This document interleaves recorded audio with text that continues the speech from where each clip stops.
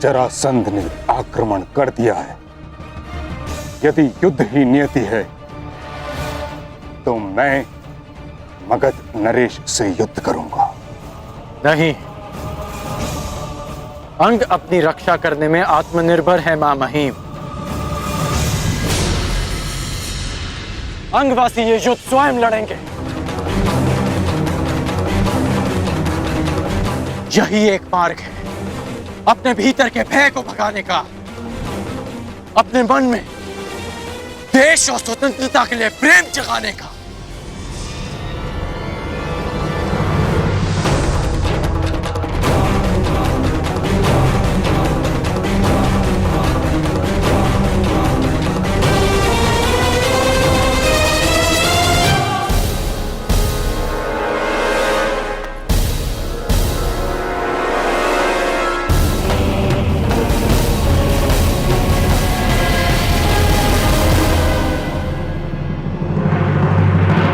ये है वो बालक जिसने मगध नरेश को ललकारा है।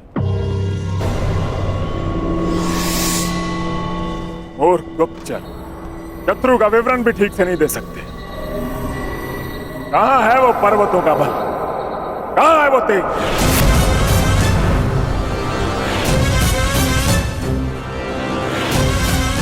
जो इस युद्ध में सम्मिलित नहीं है वो यहां से चला जाए, क्योंकि जो इस क्षेत्र में उपस्थित रहेगा उसका शव ही यहां से जाएगा।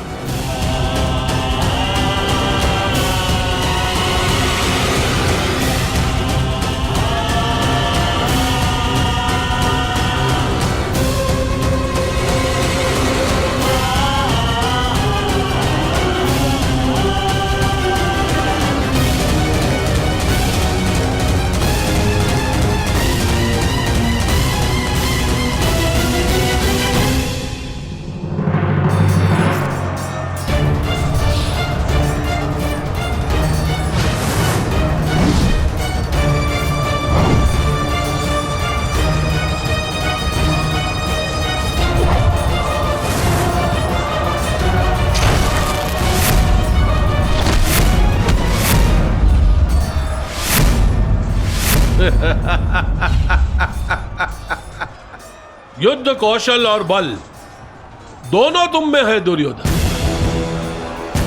परंतु लगता है तुम्हारे आचार्य द्रोण ने तुम्हें गदा युद्ध में प्रवीण नहीं किया। तुम्हें और प्रशिक्षण की आवश्यकता है दुर्योधन। यदि चाहो तो वो प्रशिक्षण हमसे ले सकते हो।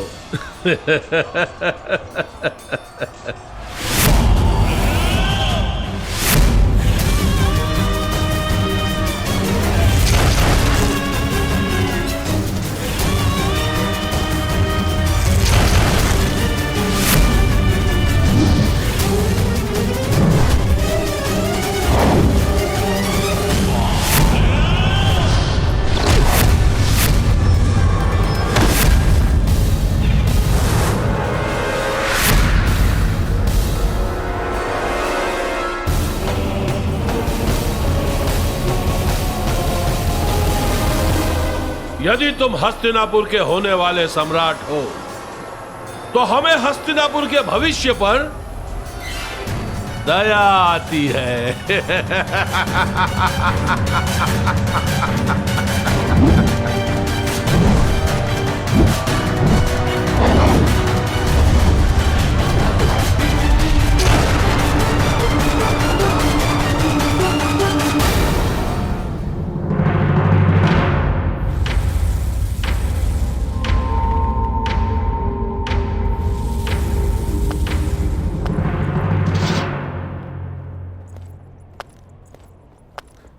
तो अंगराज, मुझे लगता है हमारे पास पर्याप्त सेना है।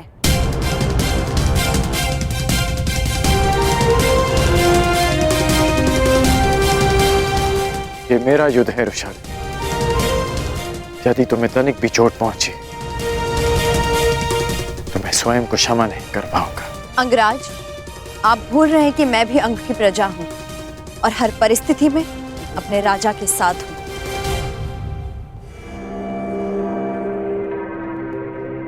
तो तुम्हारा राजा तुम्हें आदेश देता है कि चली जाओ। जो रणभूमि में सिद्ध नहीं कर पाए उसे सिद्ध करने का अवसर आज मिला है। क्या अपने करण से ये अवसर छीन लोगी रुशाली?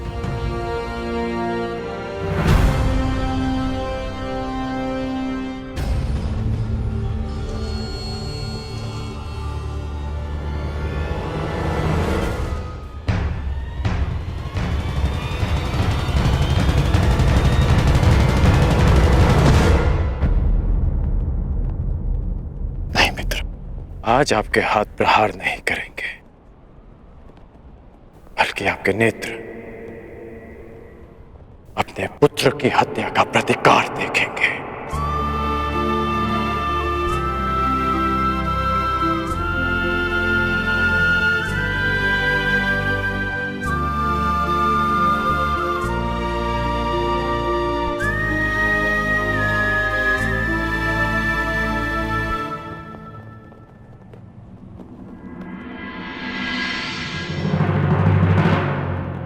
क्या हुआ अंगराज, कहीं भयभीत तो नहीं हो गए?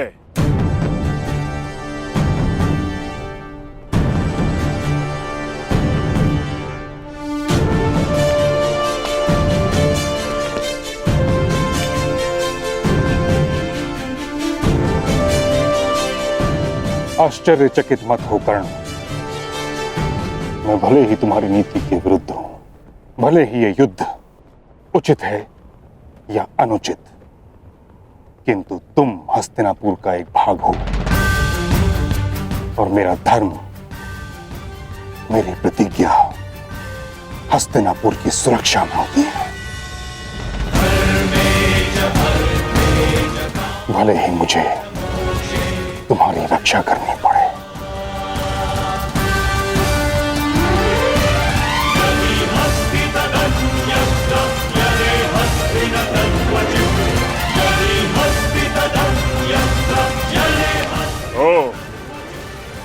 तो महाबली भीष्म भी प्रत्यंचा चढ़ा रहे हैं। जिस जरासंध ने कृष्ण को भी रणभूमि छोड़ने पर विवश कर दिया था, वो तुम दोनों से क्या डरेगा? प्रतीत होता है कि नियति ने तुम दोनों का अंत एक ही दिन में जरासंध के हाथों लिख दिया।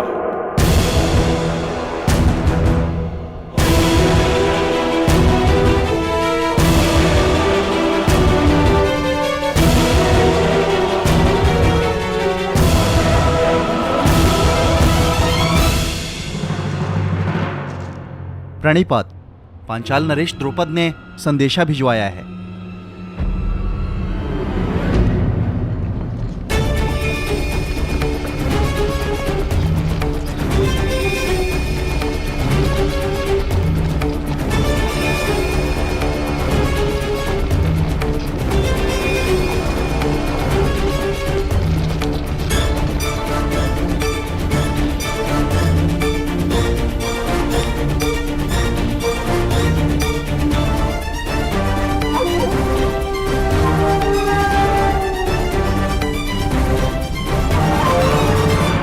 असफल हुए द्रोण।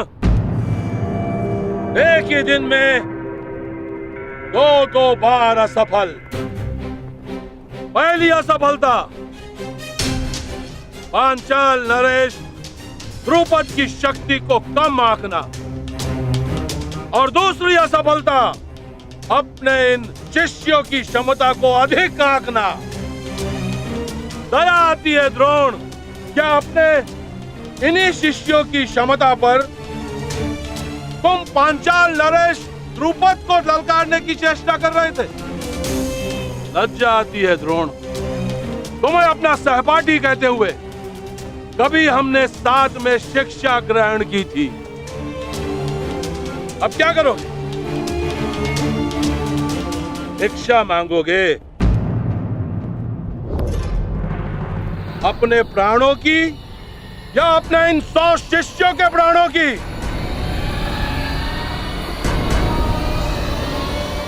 भिक्षा कैसे मांगते हैं ये तो स्मरण होगा ना? या इतने वर्ष राज आश्रम में रहने के पश्चात भिक्षा मांगने में भी असफल रहोगे आचार्य द्रोण?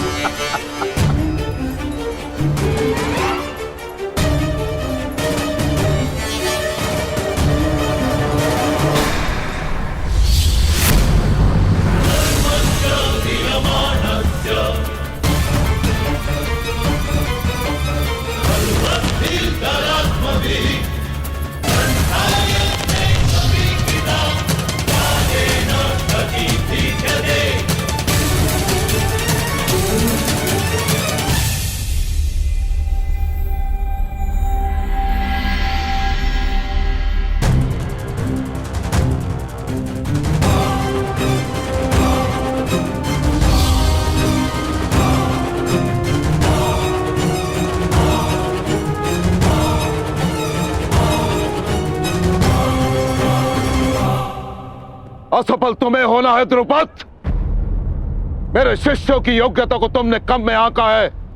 और रही बात भिक्षा की, तो समय बताएगा कि द्रोण पांचाल नरेश के समक्ष भिक्षा मांगता है या पांचाल नरेश हाथ जोड़कर द्रोण के शरण में आता है।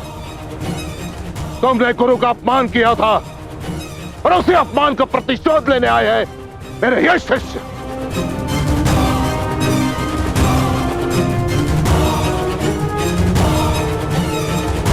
तो तुम्हारे तुनीर में अब भी एक बाण शेष है।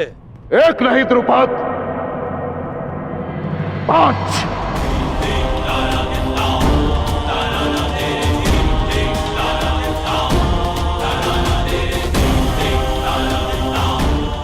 तो चुनौती प्रस्तुत करो।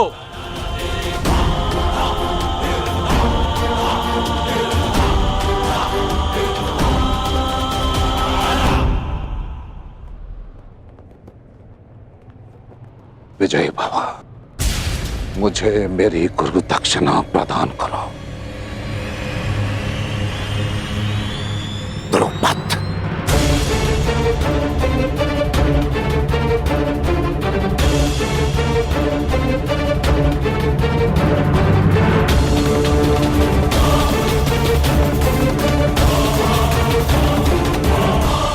आप इस युद्ध में भाग नहीं लेंगे। मूर्खता मत करो कर्ण। यदि मैंने तुम्हारी सहायता नहीं की तो तुम जरासंध के समक्ष एक पल नहीं टिक पाओगे।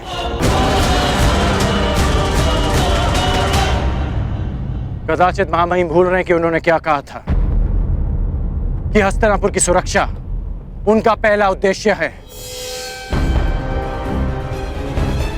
आपके धनुष से छूटा एक बाण हस्तिनापुर को महायुद्ध की अग्नि में झुलसा देगा। इसलिए आप इस युद्ध में सम्मिलित नहीं हो सकते।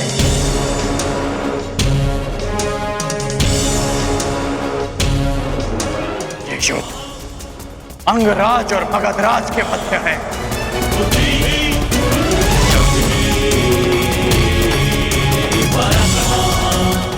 अंगराज कर्ण युद्ध के लिए प्रस्तुत है मगधराज।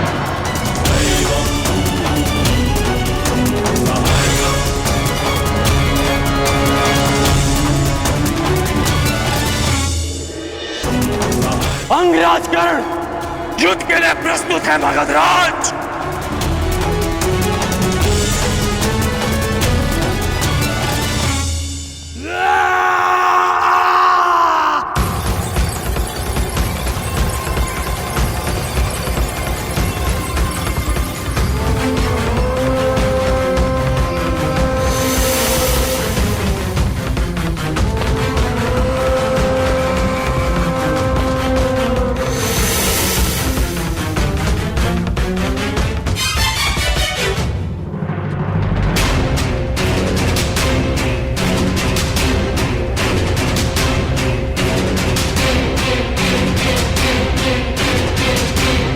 युद्ध के लिए अपना शस्त्र चुन लो अंगराज। मैं अंक का वासी हूं और आप मगध के। इस नाते आप हमारे अतिथि हुए, इसलिए मैं आपको अवसर देता कि जिस विद्या में आप निपुण हैं उसका प्रयोग आप कर सकते हैं। तुम्हारी दृष्टि में मैं अतिथि हूं, किंतु मेरी दृष्टि में तुम शत्रु होकर, और जरासंध अपने शत्रु के सबसे प्रबल पक्ष को ध्वंस करने में विश्वास रखता है। सुना है धनुर्धारी हो तुम, मैं धनुष से ही तुम्हें ललकारूंगा।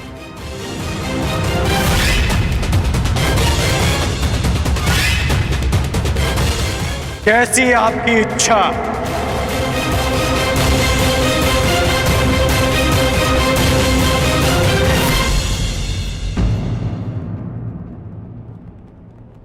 रथ प्रस्तुत है अंगराज।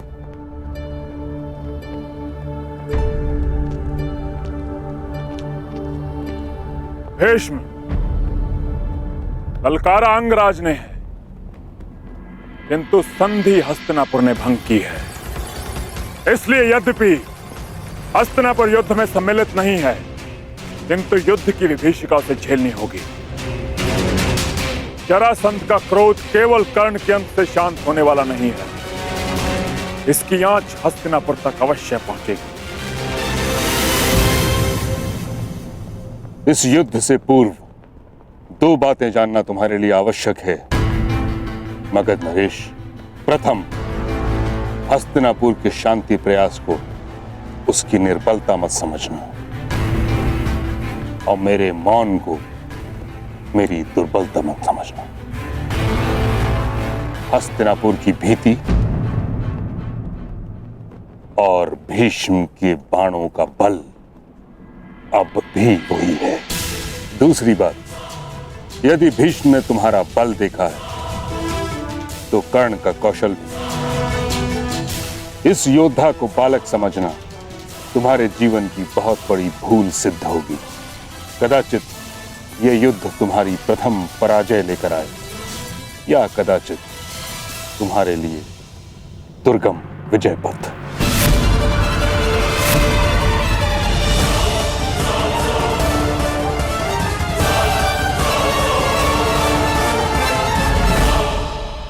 कर्ण, यह कहने की आवश्यकता नहीं कि तुमने संसार के सबसे भीषण प्रतिद्वंदी को ललकारा है।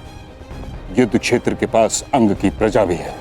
विध्वंसक अस्त्र का प्रयोग उनको संकट में डाल सकता है जिनके लिए तुम युद्ध करने जा रहे हो। जरासंध की शक्ति उसकी आक्रामकता में है। उसे अवसर मत देना कि वो तुम पर वार कर सके।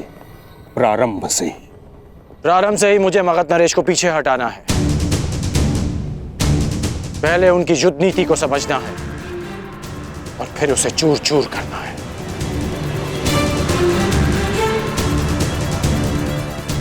आप भूल रहे हैं मां महिम कि हम दोनों एक ही गुरु के शिष्य हैं। मुझे स्मरण है कर्ण, और तुम भी स्मरण रखना कि ये कोई रंग भूमि नहीं, वास्तविक युद्ध भूमि है। और तुम्हारे समक्ष कोई राजकुमार नहीं, संसार का सबसे विकट प्रतिद्वंदी खड़ा है। मेरा लक्ष्य केवल परिवर्तन है मां महिम। मेरा केवल एक ही शत्रु है, अन्याय, जो हर बार नए रूप में आता है। रंगभूमि में राजकुमार बनकर और युद्ध भूमि में मगध नरेश बनकर। परंतु ये राधेकर्ण जीते जी इस अन्याय से कभी हार नहीं मानेगा। ईश्वर करे तुम्हें विजय प्राप्त हो कर्ण। यदि तुम पराजित हुए तो मुझे स्वयं को युद्ध में सम्मिलित करना होगा, जिसका अर्थ है हस्तिनापुर को युद्ध की अग्नि में झोंकना। तुम्हारे मित्र दुर्योधन ने तुम पर विश्वास किया है, उसकी परीक्षा में खरे उतरना है तुम्हें कर्ण। मैं वचन देता हूं मां महिम कि अपने मित्र के विश्वास की लाज रखूंगा, परंतु आपको भी वचन देना होगा कि आप मेरे कहे बिना इस युद्ध में सम्मिलित नहीं होंगे। तुम करना क्या चाहते हो कर्ण? ये युद्ध केवल अंगराज और मगध नरेश के मध्य नहीं, ये युद्ध अंग की प्रजा का, उनके भीतर छिपे भय से भी है। और भय के अंधकार में सोई अंग की प्रजा को मैं जगाना चाहता हूं। इसलिए आपसे वचन चाहिए कि जब तक मैं ना कहूं, आप अपना धनुष नहीं उठाएंगे। मेरा आशीष है कर्ण, विजयी वही हो जो अधिक श्रेष्ठ हो।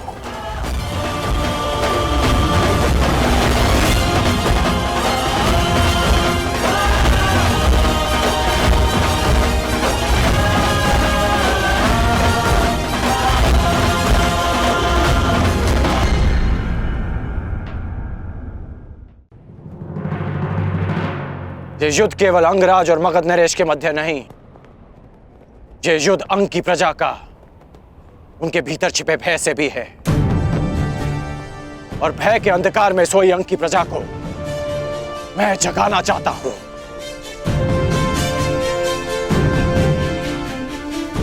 इसलिए आपसे वचन चाहिए कि जब तक मैं ना कहूं, आप अपना धनुष नहीं उठाएंगे। मेरा आशीष है कर्ण, विजयी वही हो जो अधिक श्रेष्ठ हो।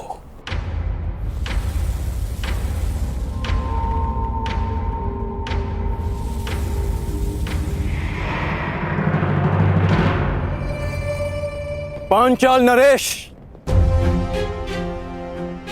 प्रणाम स्वीकार करें।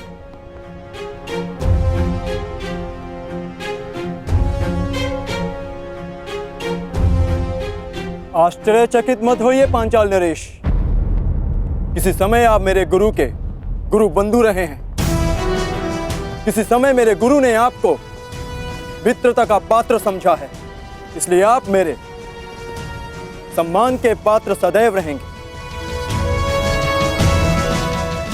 अब भी और पराजित होने के पश्चात भी।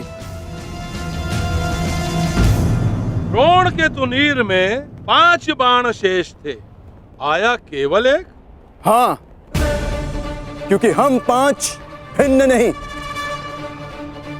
एक हैं, एक मुट्ठी जिसकी प्रत्येक उंगली में समान शक्ति है। उन 5 में से कौन सी उंगली पांचाल नरेश द्रुपद की ओर उठी है? मध्यमा। यदि हमारे ज्येष्ठ भ्राता युधिष्ठिर आपको अपराजित कर देते तो आप उल्हाना देते कि आपके साथ अनीति हुई है, और यदि सबसे कनिष्ठ सहदेव आपको पराजित कर देता तो हमारे गुरु के गुरु बंधु का घोर अपमान हो जाता। इसलिए हम 5 में से मध्य क्रम का पुत्र आपको युद्ध की चुनौती देता है।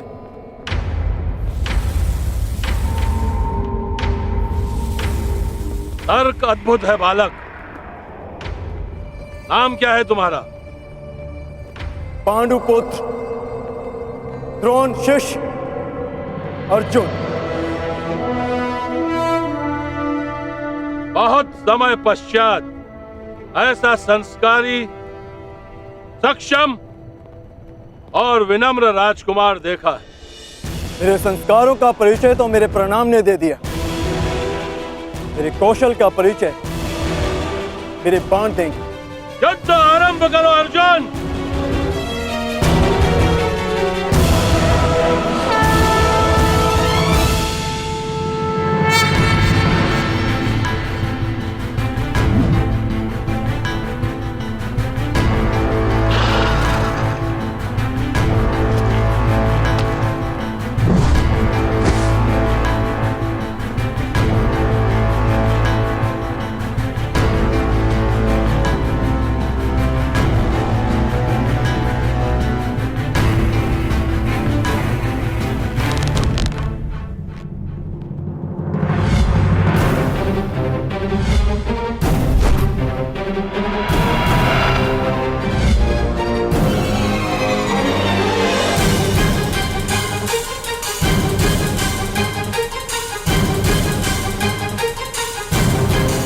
बस एक महाअस्त्र और इस बालक की ललकार के साथ साथ अंग की हराशा भी समाप्त।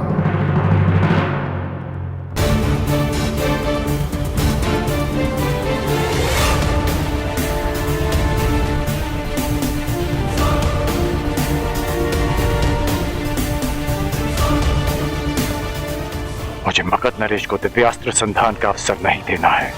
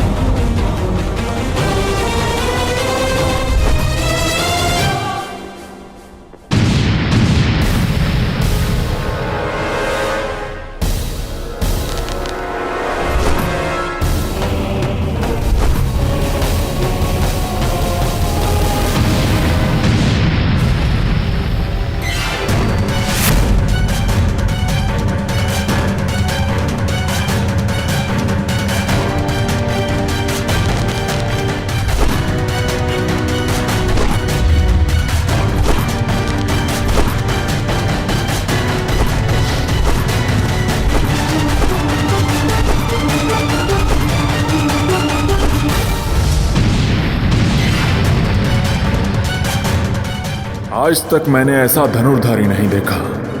निश्चित रूप से इसकी गति पवन को भी पराजित कर दे।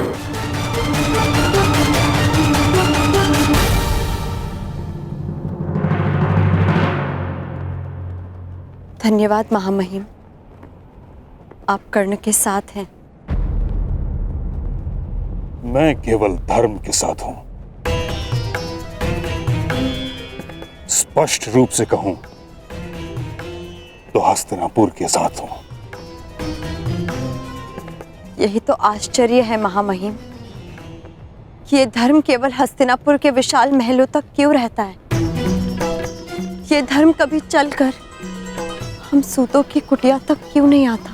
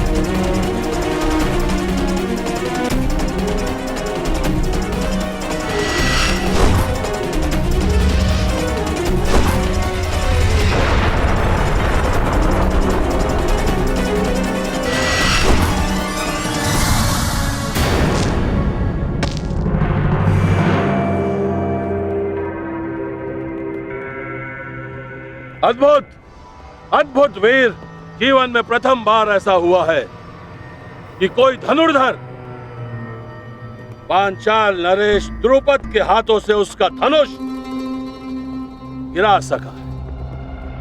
अब बार बार इस अनुभव के लिए तैयार रहें पांचाल नरेश।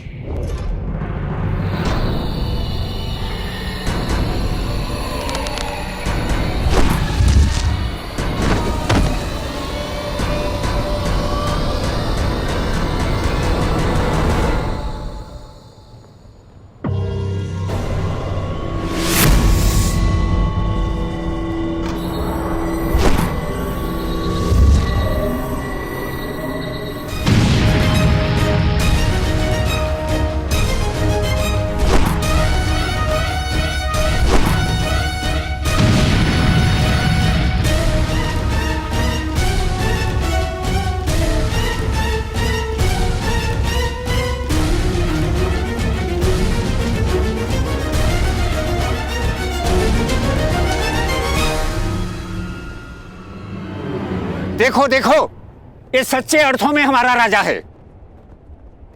हमारे लिए, प्रजा के लिए, अंग देश के लिए जरासंध से युद्ध कर रहा है। देखो, इन्हें इस प्रकार बाहर नहीं आना चाहिए। जरासंध इनका प्रयोग करेगा। अब अवसर आ गया है कर्ण, जिनके लिए तुम मुझे पराजित करना चाहते हो। अब यही लोग तुम्हारी पराजय का कारण बनेंगे।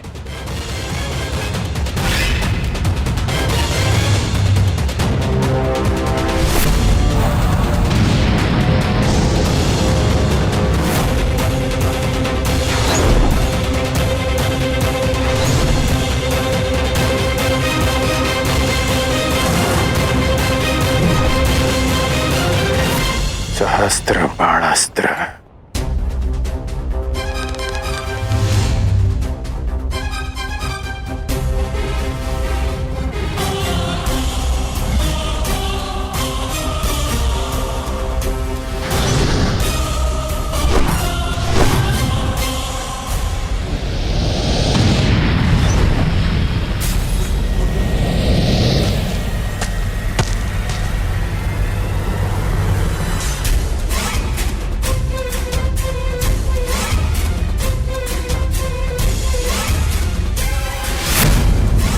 अंगराज कर्ण की, अंगराज कर्ण की, अंगराज कर्ण की।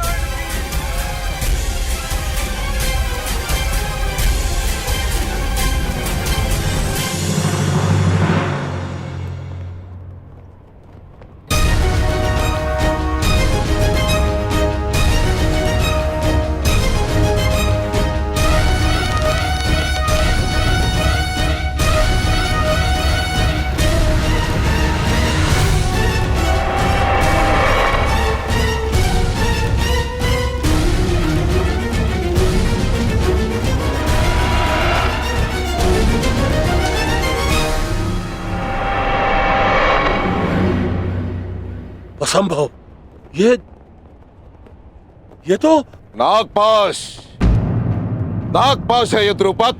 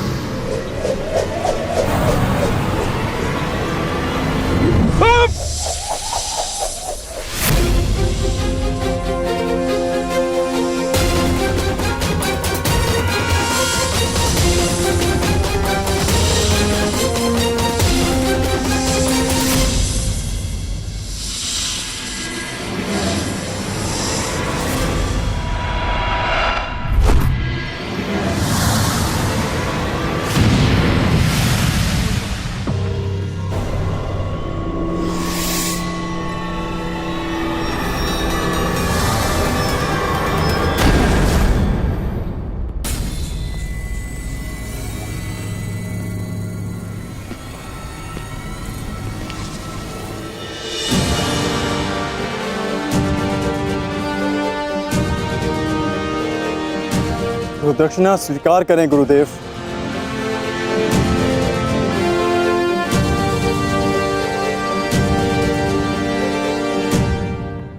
अश्वत्थामा को संदेश भिजवाया जाए। शीघ्र अतिशीघ्र उसका राज अभिषेक होगा, वो भी इस स्थान पर।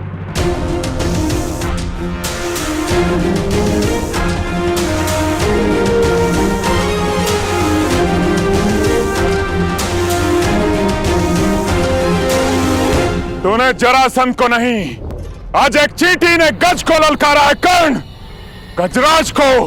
तो आज सिद्ध हो जाएगा कि यदि एक चींटी भी अन्याय के प्रतिकार पर उतर आए तो वो एक गज को भी पराजित कर सकती है। जरासंध आक्रामक हो रहा है, अवसर मिलते ही दिव्यास्त्र संधान करेगा। कर्ण, अपनी पूरी शक्ति लगा दो। एक बार जरासंध के क्रोध का ज्वर उठा तो उसका सामना नहीं कर पाओगे तुम। बहुत हुआ अंगराज, बहुत देख लिया बच्चे का खेल। अब तुम्हारा खेल मैं समाप्त कर दूंगा।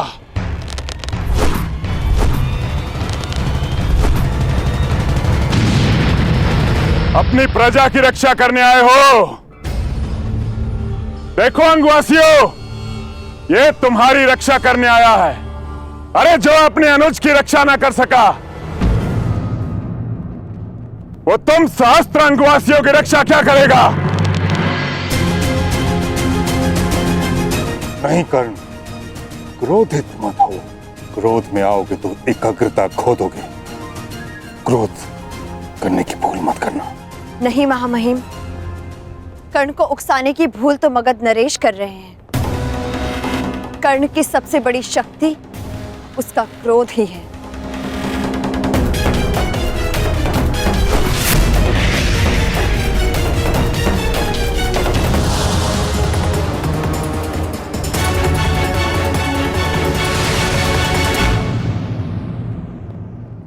क्रोध, अशांति, पीड़ा ध्यान केंद्र में सबसे बड़ी बाधा है।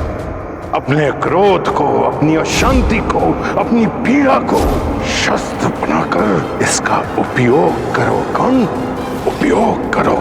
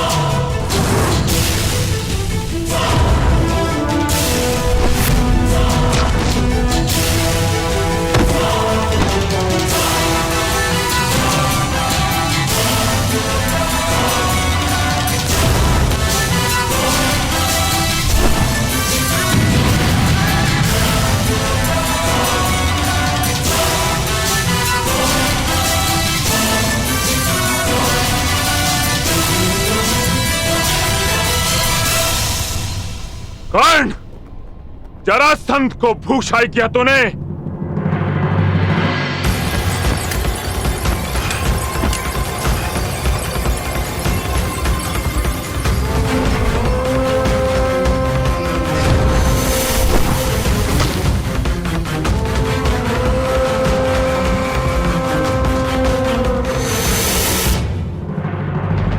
बस इतना ही बल है तुम्हारे बाणों में कर्ण। क्या तुम्हारे पास कोई ऐसा बाण नहीं है जो जरासंध का वक्ष भेद सके?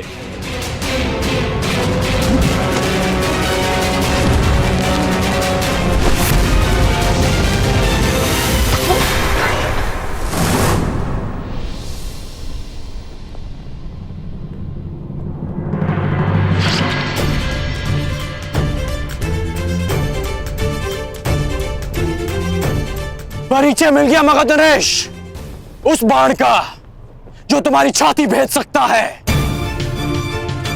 और उस धनुर्धारी का जो तुम्हें पराजित कर सकता है। जरासंध का रक्त बहाया तूने कर्ण। अभी संग प्रदेश की प्यास तुम्हारे रक्त से बुझेगी।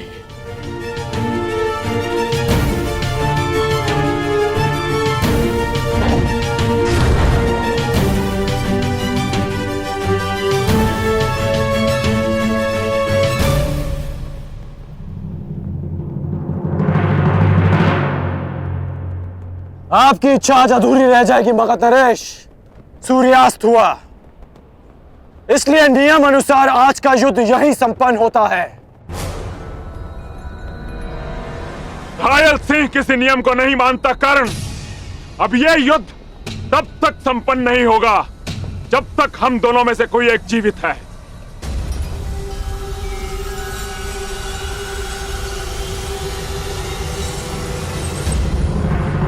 अब बाहुबल का परिचय दो कर्ण। इस युद्ध में विजय का अर्थ जीवन होगा और पराजय का अर्थ मृत्यु।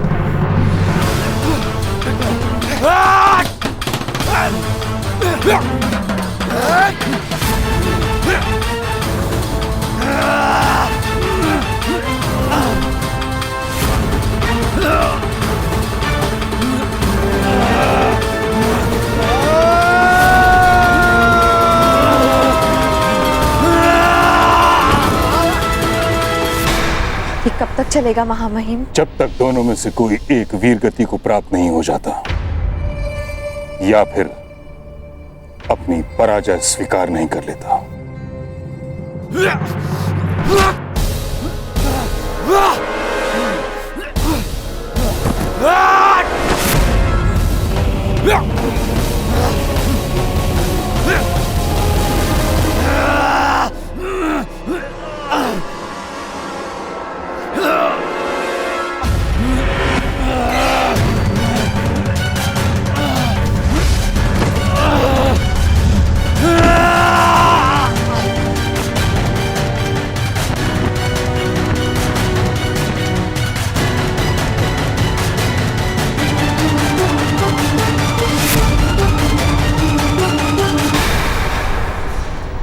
क्या हुआ अंगराज? हो गया तुम्हारे बल का अंत? नहीं मगधराज, अभी तो प्रारंभ हुआ है।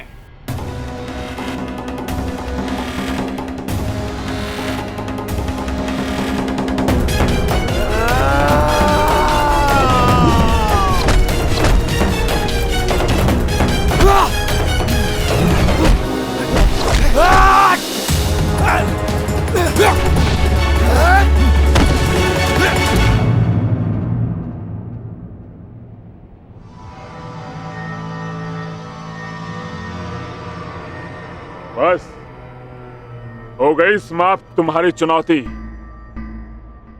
उठो या ना उठो, मृत्यु तुम्हारी निश्चित है। मृत्यु तो सबको आनी है मगधराज, परंतु मैं उठूंगा। क्योंकि मेरी इच्छा है कि संसार के प्रत्येक अन्यायों का नाश हो। जरासंध देखना कि दलितों के उठने का युग आ गया है और उनके जागने का समय आ गया है।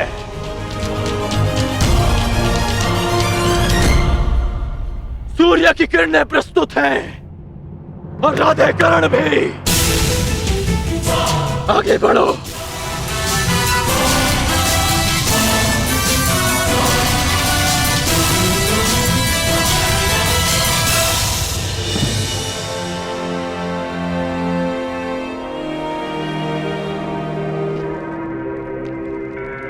रुक जाओ द्रुपद।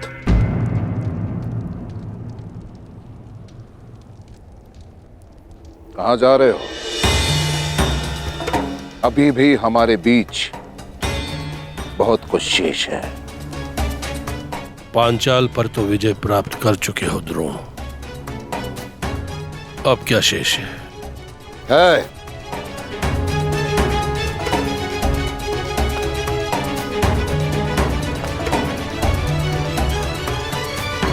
तुम्हारा अहंकार, उस पर विजय पाना शेष है, जिसे मैं पाकर रहूंगा। यदि तुम्हारे शब्दों में कहूं तो मित्रता बराबर वालों से की जाती है, बराबर वालों से।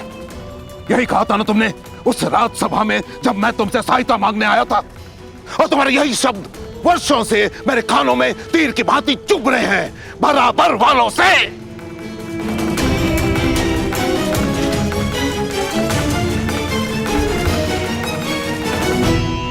तो समय का चक्र देखो, आज तुम कहां और मैं कहां।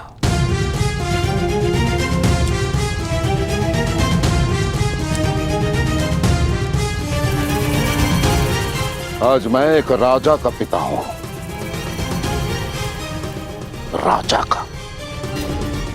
और तुम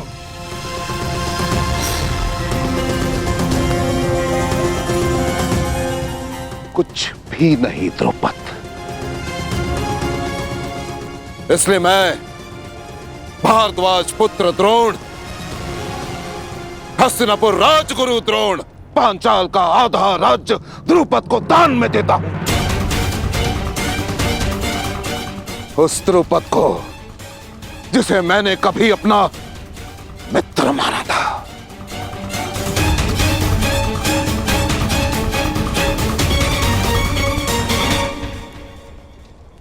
तुम राजा बनकर सब कुछ भूल गए द्रुपद, हमारी मित्रता, हमारे वचन। परंतु इस द्रोण को वो सारे वचन स्मरण है। प्रत्येक वस्तु आधी आधी बांटेंगे।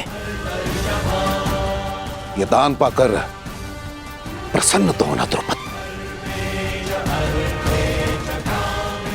मैंने अपना जीता हुआ आधा राज्य तुमसे बांटा द्रुपद।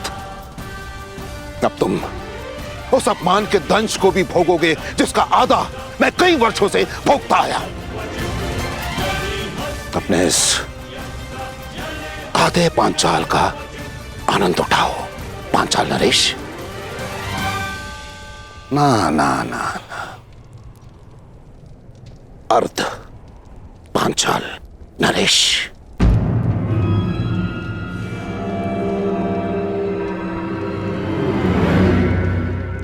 बोलो हस्तिनापुर की, हस्तिनापुर की, हस्तिनापुर की, हस्तिनापुर की, हस्तिनापुर की। तुम्हारे मुख से ध्वनि क्यों नहीं निकल रही अर्ध पांचाल नरेश? याद है ना तुम्हें, जिससे दान प्राप्त होता है उसकी जय की जाती है। याद है ना?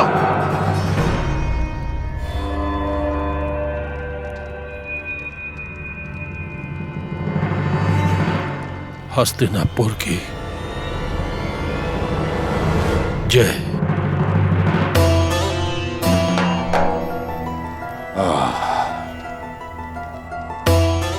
उत्तम, अति उत्तम।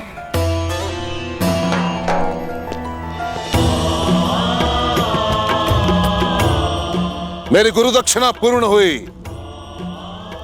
गर्व है मुझे तुम पर। ये द्रौपद। अश्वत्थामा का राज अभिषेक भी संपन्न हुआ। हमें शीघ्रता से हस्तिनापुर के लिए प्रस्थान करना होगा, क्योंकि वहां एक और युवराज अभिषेक शेष है।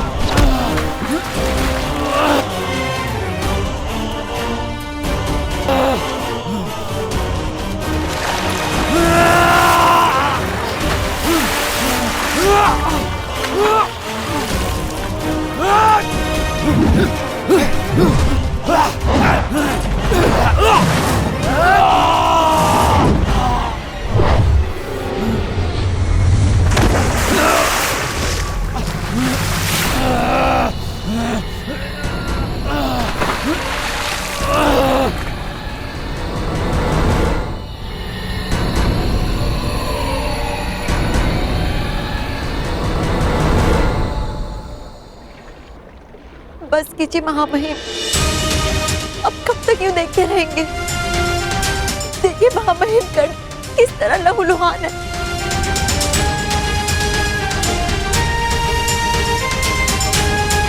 महामहिम, आपको हस्तक्षेप करना होगा,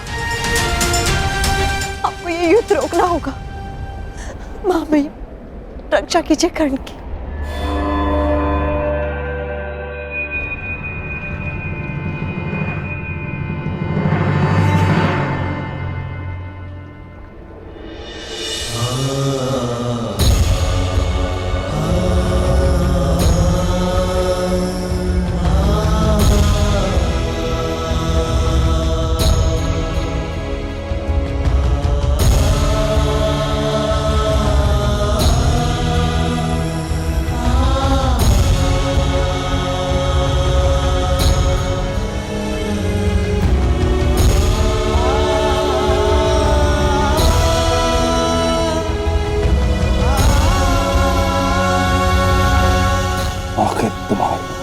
क्या है कर्ण? अग्रराज प्रहार करो, मेरे लिए प्रहार करो, मेरे लिए प्रहार करो अग्रराज, मेरे लिए। अंगराज, तुमने मेरे पुत्र की हत्या के प्रतिकार का वचन दिया है। उठो, प्रहार करो मेरे पुत्र के लिए, उठो। प्रहार करो कर्ण, अंग के लिए प्रहार करो। प्रहार करो, प्रहार करो, प्रहार करो, प्रहार करो।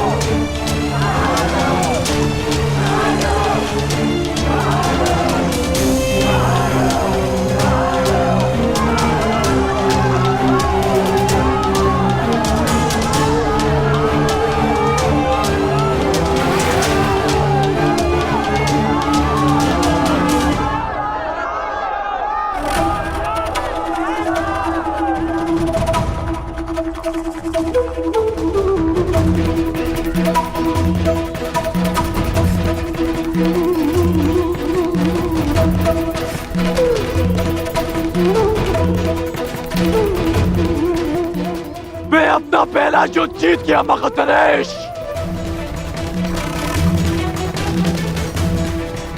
क्योंकि मेरी प्रजा अपने भय से विजय हुई। अब तुम्हारी बारी है। जब कभी भी पराजय सामने खड़ी हो तो स्मरण रखना कि तुम्हें स्वयं के लिए नहीं, अपनी माता के लिए विजय करनी है। अपने कुल के उत्थान के लिए जीतना है, समाज के परिवर्तन के लिए जीतना है।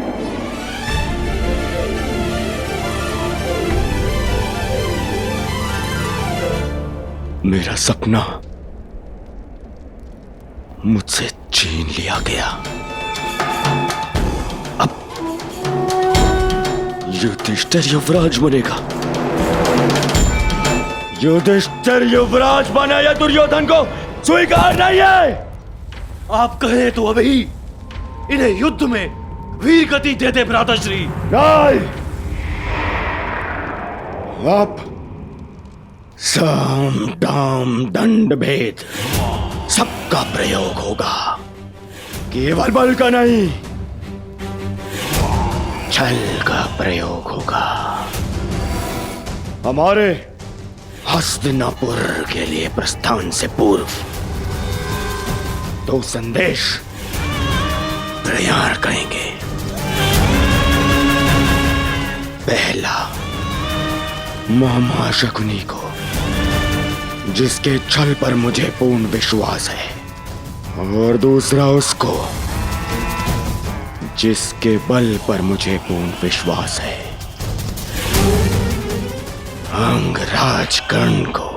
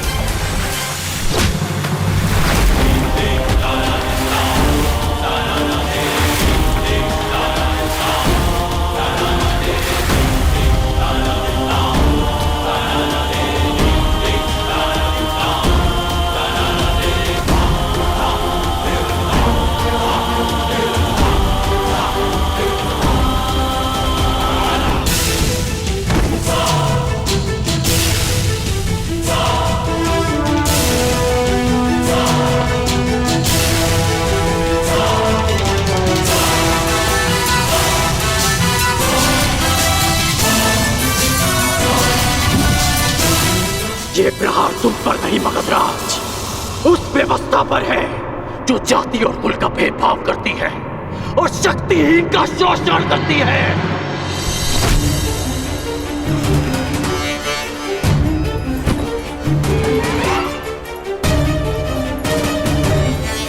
ये प्रहार उस अन्याय पर है जो एक वीर को धनुष उठाने की अनुमति नहीं देती, क्योंकि वो एक सूत पुत्र है।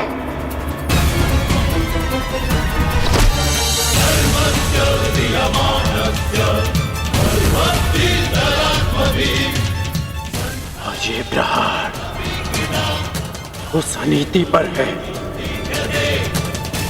जो एक सूत बालक के कंठ में पिघला हुआ स्वर्ण भर देती है, क्योंकि उसने वेद पाठ करने का साहस किया।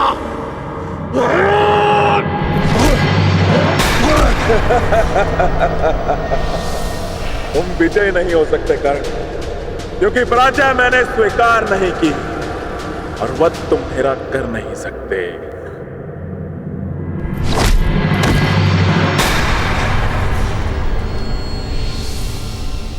महाबलियों का सबसे बड़ा दुर्भाग्य होता है कि उनकी दुर्बलता सबको ज्ञात होती है। मैं जानता हूं आप जरासंध हैं। जरा ने आपके शरीर की संधि की है, इसलिए आपको मारा नहीं जा सकता, बस चीरा जा सकता है।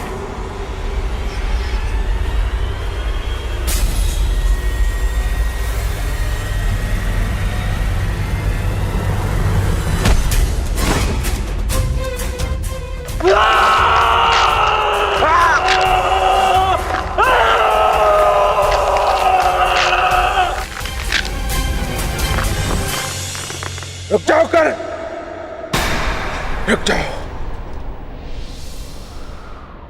मैं पराजय स्वीकार करता हूं।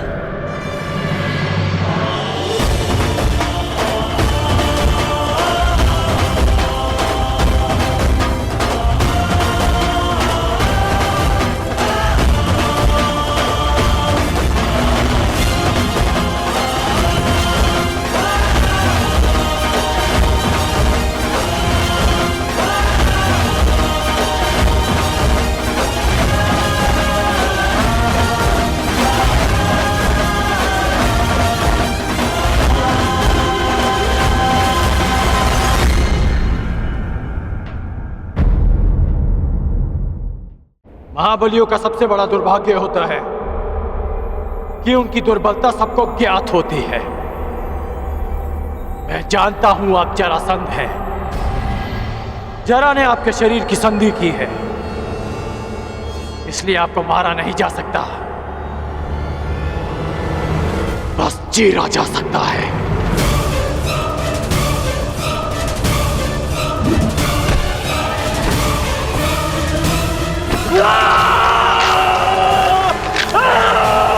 रुक जाओ कर्ण, मैं पराजय स्वीकार करता हूं।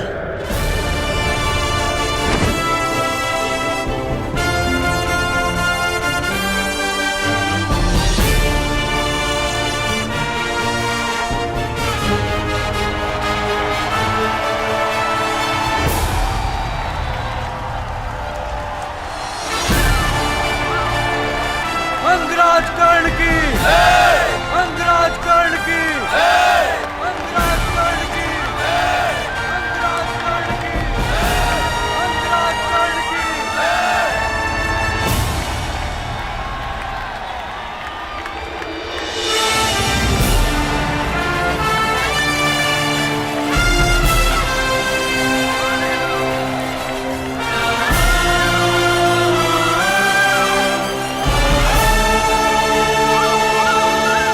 हमारे राजा कंड की, हमारे राजा कंड की, हमारे राजा कंड की, हमारे राजा कंड की, हमारे राजा कंड की, हमारे राजा कंड की।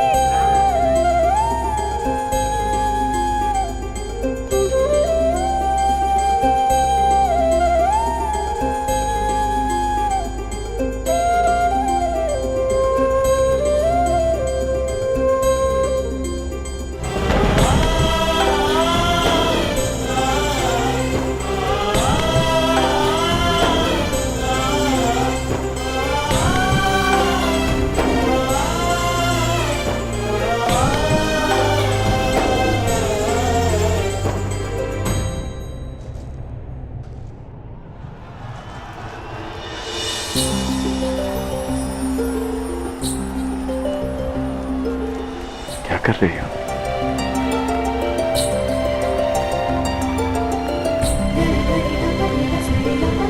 बस जांच रही हूँ कि जिसे अंक का मुकुट पहनाया जाएगा उसका मुख मेरे कर्ण से मिलता है ना, कहीं उसके मुख पर घाव तो नहीं लगे।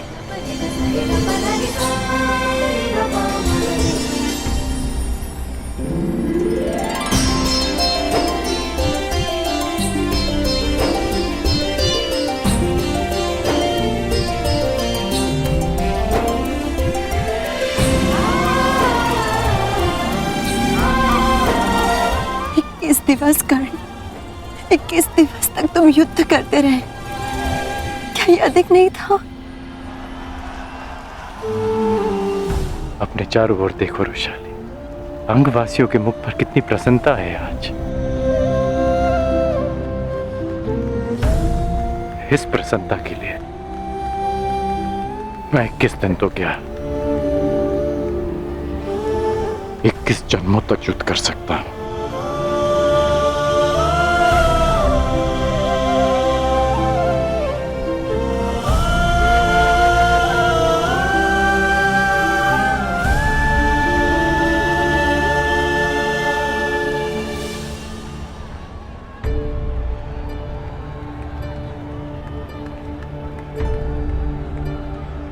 तुमने अच्छा प्रदर्शन किया कर्ण। क्योंकि मुझे अच्छा प्रशिक्षण मिला।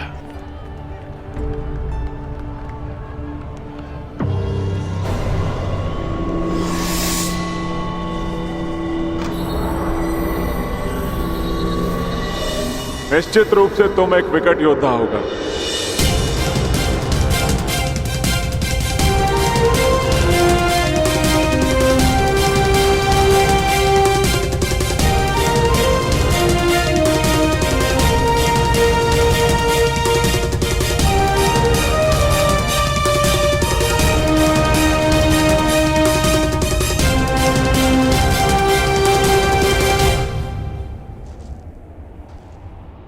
अपने जीवन में तुम जैसे शूरवीर और हठी योद्धा से मेरा आज तक सामना नहीं हुआ, और तुम जैसे योद्धा के हाथों पराजित होना अपमान का नहीं अपितु गर्व का विषय है।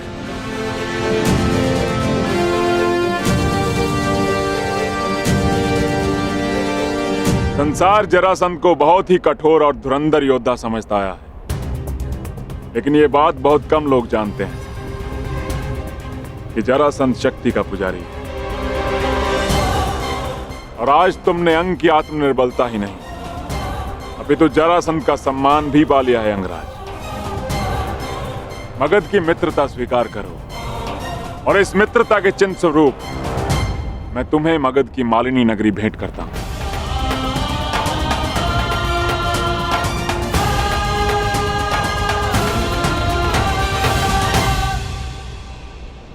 मैं ये स्वीकार नहीं कर सकता मगधराज।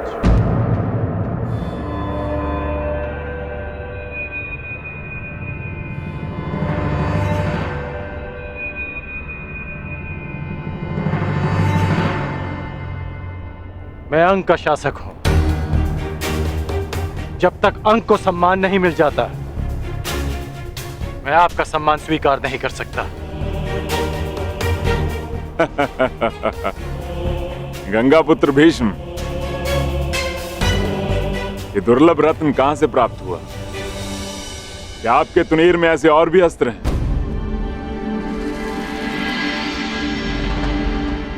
कहिए अंगराज, मैं क्या अर्पण करूं आपको? अंगवासियों को जीवन का अधिकार। मैं चाहता हूं कि उस बांध को तोड़ दिया जाए जो अंग की समृद्धि को रोक रहा है। अंगराज, ये बांध केवल अंग की समृद्धि का स्रोत नहीं है।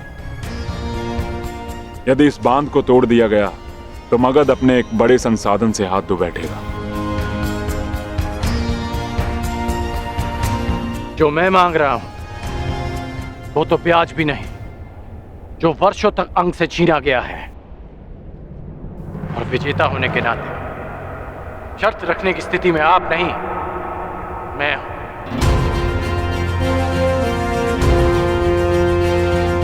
धनुर्विद्या के साथ साथ कूटनीति में भी कुशल हो तुम अंगराज। ठीक है,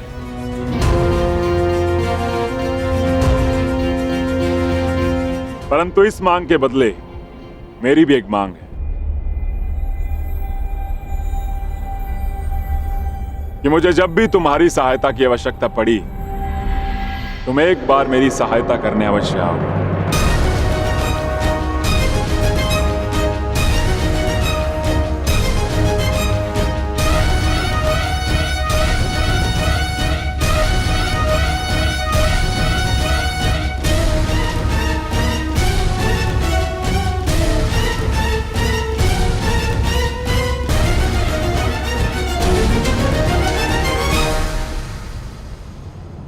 मुझे स्वीकार है।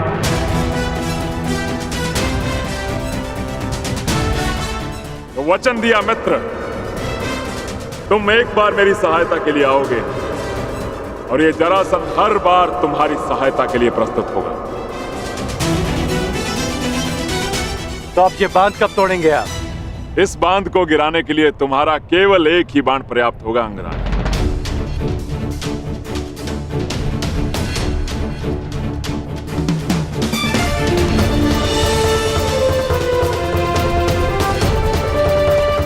अंगवासियों, भगत नरेश का कहना है कि मेरा एक बाण उस बांध को तोड़ने के लिए पर्याप्त है, परंतु मेरा कुछ और मानना है। वर्षों तक जिस बांध के आगे आप हाथ फैलाए खड़े रहे कि वो आपकी प्यास बुझा सके, वो आज एक बार फिर आपके सामने खड़ा है। परंतु अब समय आ गया है कि आप अपने फैले हुए हाथों को मुट्ठी बनाकर स्वयं उस बांध को तोड़ दें जो आपकी प्यास और जल के मध्य खड़ा है। तो आगे बढ़िए और तोड़ दीजिए उस चट्टान को जो अंगवासी और अंग के भविष्य के मध्य खड़ा है। एक नई जीवन धारा का स्वागत कीजिए। प्रहार करो।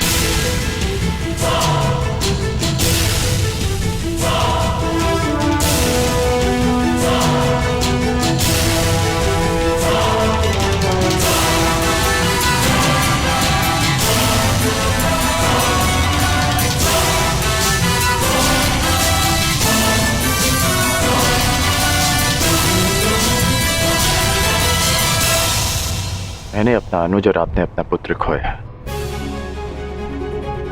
और उस समय हम दोनों असहाय खड़े थे।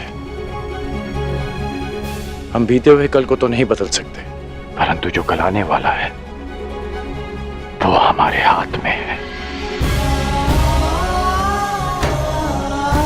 शोन की मृत्यु का प्रतिकार करने के कई अवसर मिलेंगे मुझे, परंतु ये अवसर आपका है।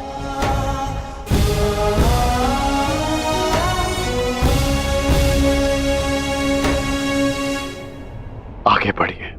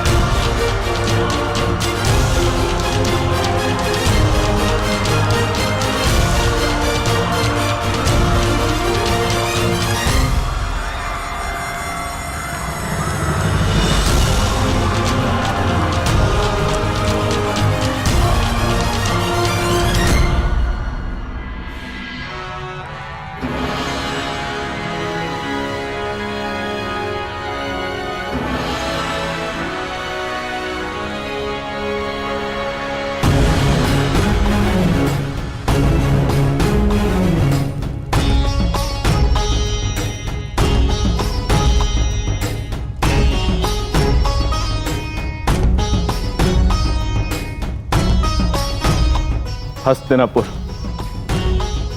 अपने युवराज का स्वागत करता है युधिष्ठिर।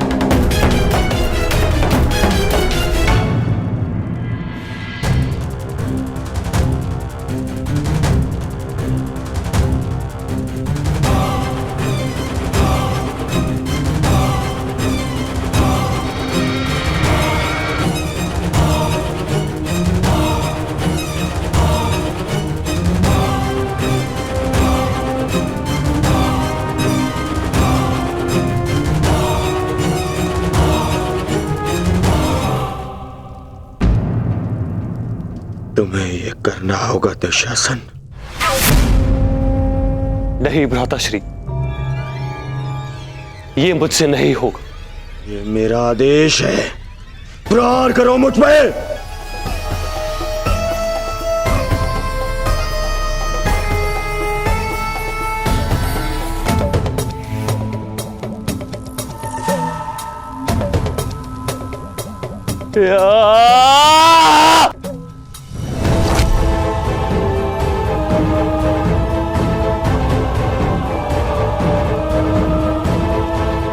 और जोर से।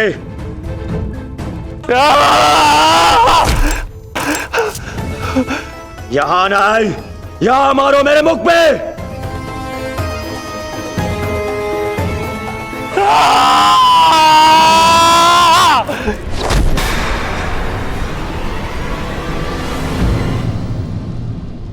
दुर्योधन,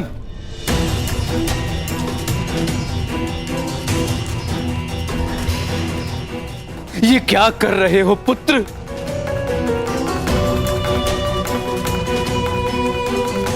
उस प्रहार की पीड़ा को न्यून करने का प्रयास कर रहा हूं जो आपने मुझ पर किया है। शासन, मारो मुझे।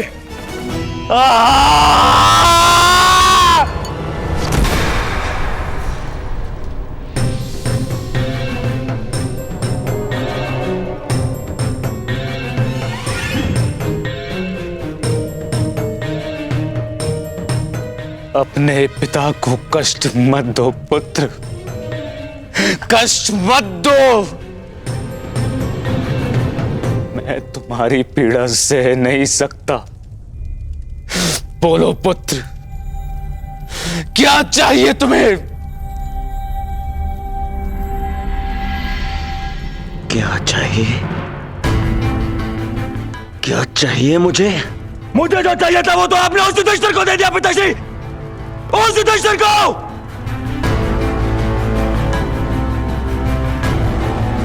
उस युवराज पद पर मेरा अधिकार था। उस मुकुट पर, उस मुकुट पर आपके ज्येष्ठ पुत्र इस दुर्योधन का अधिकार था। क्यों किया आपने ऐसा पिताश्री, क्यों?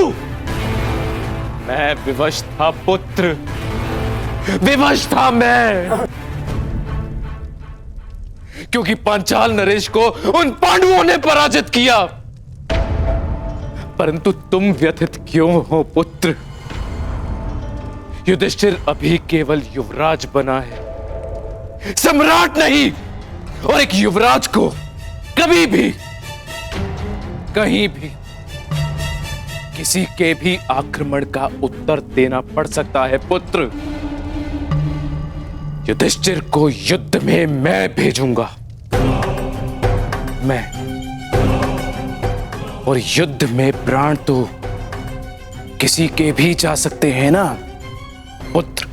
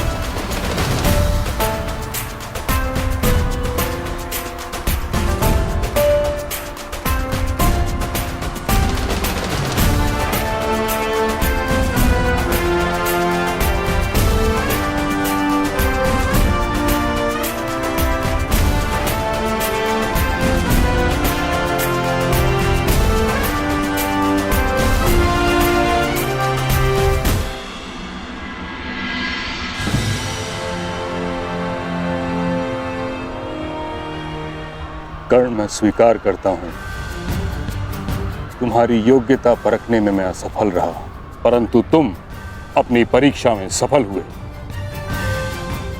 तुमने अंग में परिवर्तन प्रारंभ कर दिया। तुमने सिद्ध कर दिया कि तुम राजा बनने योग्य हो। तुमने अपना वचन पूरा किया। अब मेरी बारी तुम्हारे वास्तविक राज अभिषेक की।